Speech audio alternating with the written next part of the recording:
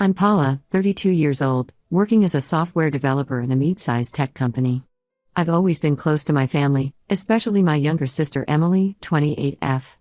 Our parents, Mom, 58F, and Dad, 60M, have always seemed supportive, but recent events have made me question everything. Growing up, our family wasn't wealthy, but we were comfortable. Mom worked as a high school teacher, and Dad ran a small local hardware store. They always emphasized the importance of education and hard work. Emily and I both did well in school, but our paths diverged after high school. I went into computer science, while Emily pursued a degree in fashion design. From a young age, I was the more practical one. I started saving money from my first job at 16, working weekends at a local cafe. Emily, on the other hand, was always more free-spirited and creative. She had big dreams of launching her own fashion line someday. Our parents always seemed proud of both of us, but I noticed they tended to make more allowances for Emily's whims and expenses. After college, I landed a good job at a tech startup. The pay was decent, and I continued my habit of saving. For the past 5 years, I've been putting aside money for a down payment on a house. It's been my dream to own a place of my own, and I've worked overtime and taken on freelance projects to make it happen. I was so close to my goal, just $20,000 short of the $150,000 I needed. Emily's career path was less straightforward. She struggled to find steady work in the fashion industry and often relied on our parents for financial support. They helped her with rent, paid off her credit card debt a few times, and even funded a small fashion show for her fledgling brand. I never begrudged her this help, thinking our parents were just trying to support her dreams. About 3 months ago, everything changed.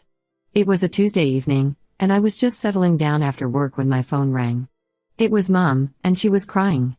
Between sobs, she told me that Dad had been diagnosed with a rare heart condition and needed urgent surgery.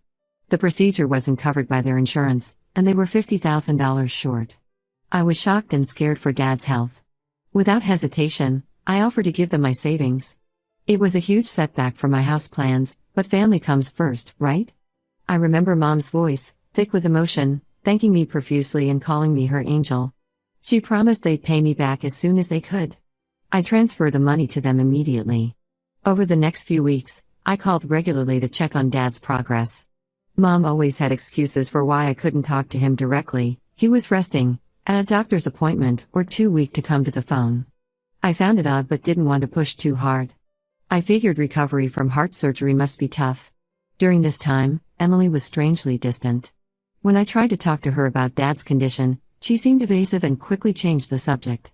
I attributed it to her way of coping with stress and didn't think much of it.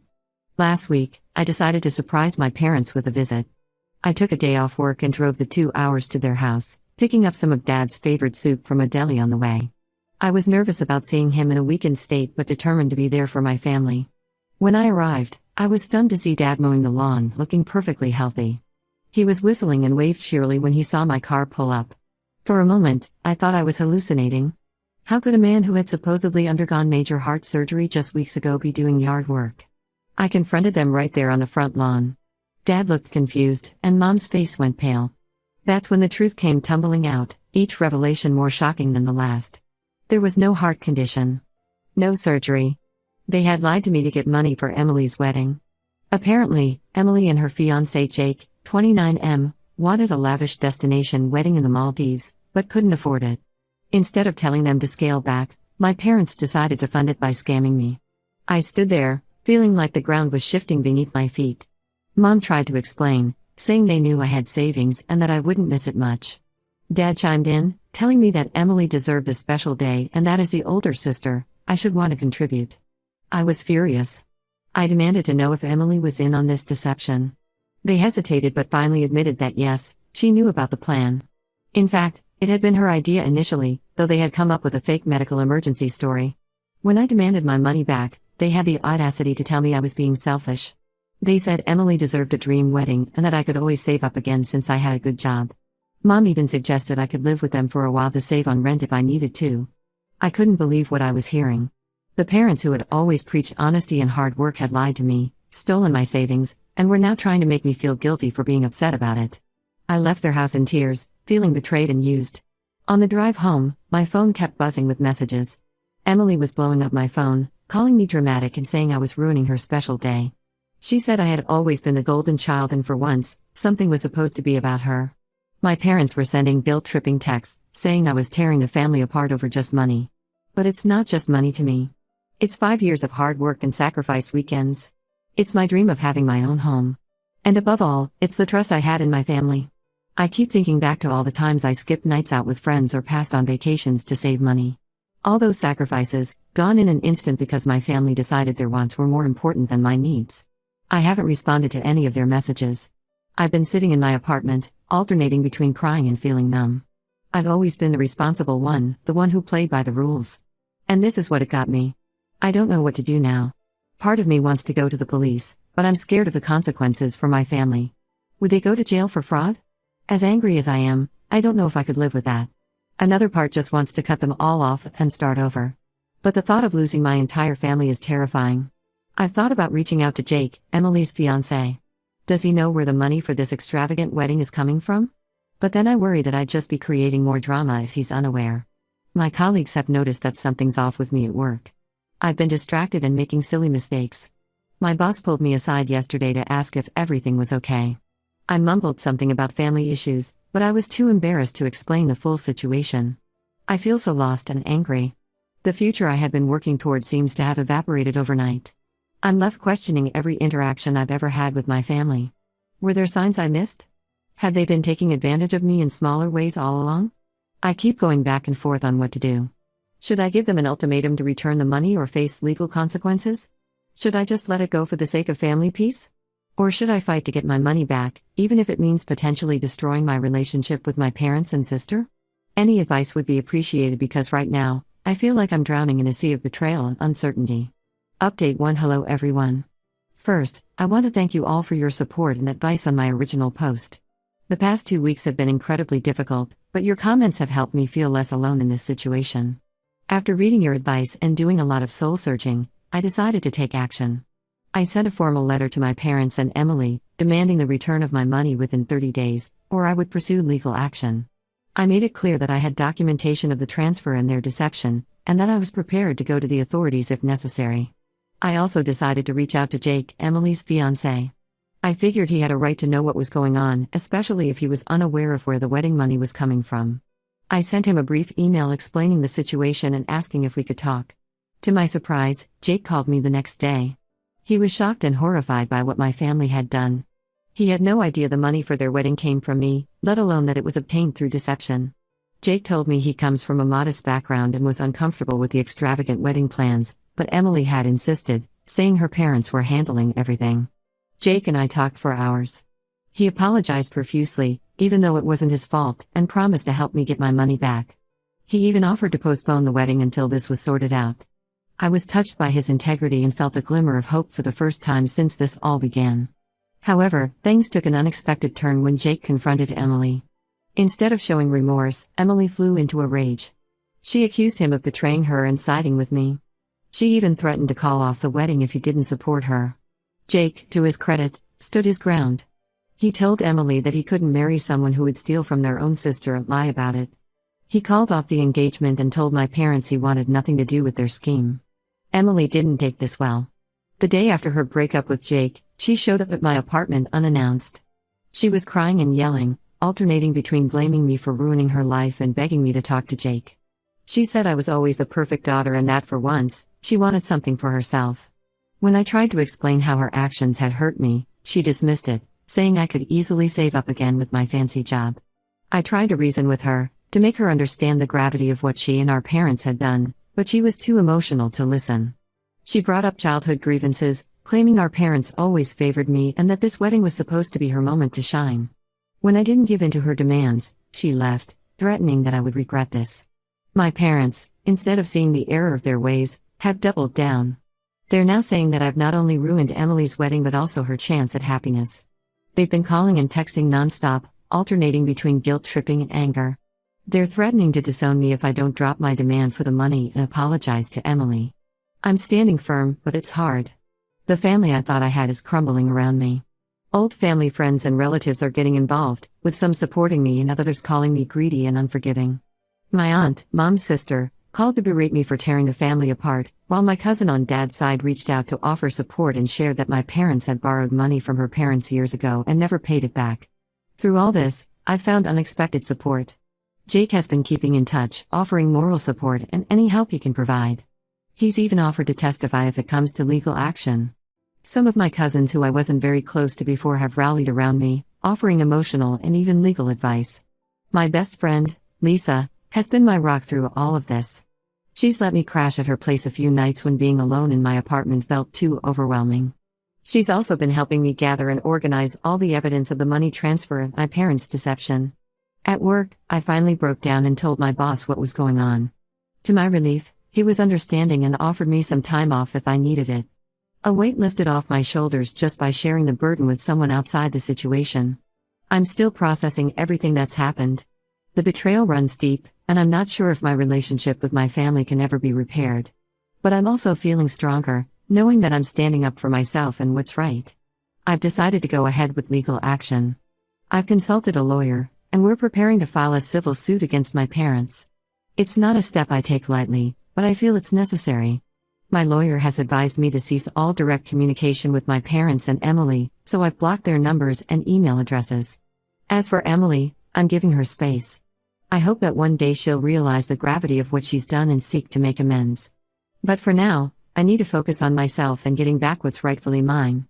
The dream of buying a house feels far away right now, but I'm trying to stay positive. I've started looking for a second job to rebuild my savings, and I'm also considering moving to a cheaper apartment to cut down on expenses. Thank you all again for your support. It means more than you know during this difficult time. I'll update again when there are new developments in the legal proceedings. Update 2. Hello everyone. It's been a couple of months since my last update, and a lot has happened. I appreciate all the support and advice I've received from this community. The lawsuit against my parents is progressing. My lawyer believes we have a strong case, especially since we have written evidence of their deceit in the form of text messages and emails discussing my dad's fake medical condition. However, legal proceedings are slow, and it's been emotionally draining. We've had a few preliminary hearings, and my parents have tried to get the case dismissed, but the judge has allowed it to move forward. What I didn't expect was the ripple effect this would have on my extended family. It turns out, my parents have a history of financial manipulation that goes beyond what they did to me. Since news of the lawsuit spread, several family members have come forward with their own stories.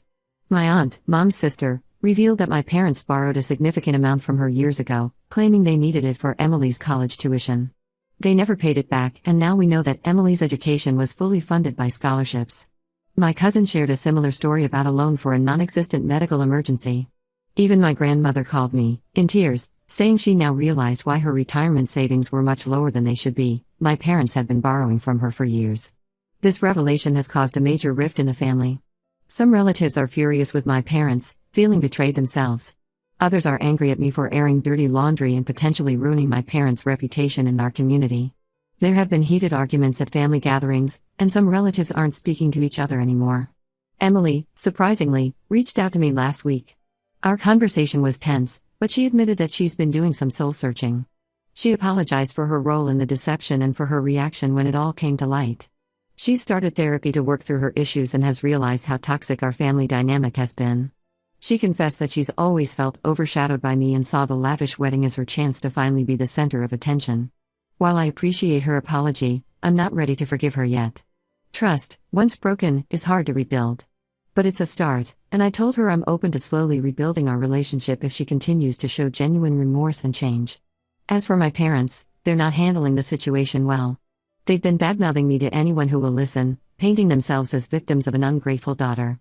They've even started a GoFundMe campaign, claiming they need help to defend themselves against a false lawsuit. It's frustrating, but my lawyer assures me their actions will only hurt their case in the long run. The stress of the situation has been affecting my health. I've been having trouble sleeping and my doctor says my blood pressure is elevated. On my lawyer's advice, I've started seeing a therapist to help me process everything. It's been helpful in dealing with the stress and emotional turmoil. I've also been focusing on self-care and building stronger relationships with friends who have been incredibly supportive throughout this ordeal. Financially, it's been tough.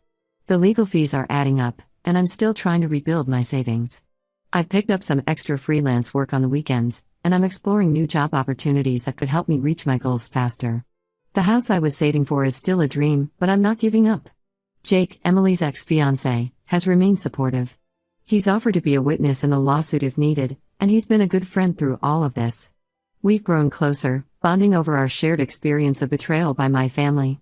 There's no romantic involvement, we both need time to heal, but his friendship has been a bright spot in this difficult time. This experience has been eye-opening and painful, but it's also taught me valuable lessons about setting boundaries and standing up for myself. I'm learning to prioritize my own well-being and to surround myself with people who truly care about me. I'm taking it one day at a time and trying to stay positive despite the ongoing legal battle. Thank you all for your continued support. It means the world to me during these challenging times. Update 3. Hello everyone. It's been half a year since this nightmare began, and I wanted to give you all a final update. So much has changed, and I'm in a very different place now, both emotionally and literally. The lawsuit against my parents concluded last month. Thanks to the overwhelming evidence, including their own admissions in writing and testimonies from other family members they had scammed, the judge ruled in my favor. My parents have been ordered to repay the full $130,000, plus interest and legal fees. However, collecting the money is proving to be another challenge. My parents claim they don't have the funds and are considering declaring bankruptcy to avoid paying. My lawyer is exploring our options, including potentially putting a lien on their house. It's frustrating, but I'm trying to stay patient and trust the legal process. The family fallout has been severe. My parents have become outcasts in our extended family and community as more of their deceptions came to light. Several relatives have cut ties with them completely. They're blaming me for destroying the family, but most people see through their manipulation now. Emily and I have started to rebuild our relationship slowly.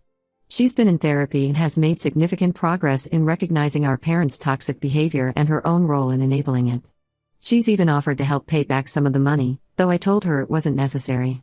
We're not close like we used to be, but we're working on building a healthier relationship based on honesty and respect. As for me, I've made some big changes.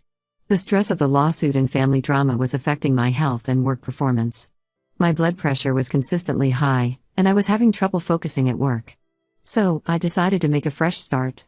I quit my job, sold most of my possessions, and moved to a different state. I'm now working remotely for a startup that I really believe in. The pay is less than my previous job, but the work is fulfilling and the company culture is much healthier. I'm living in a small but cozy apartment in a city I've always wanted to try.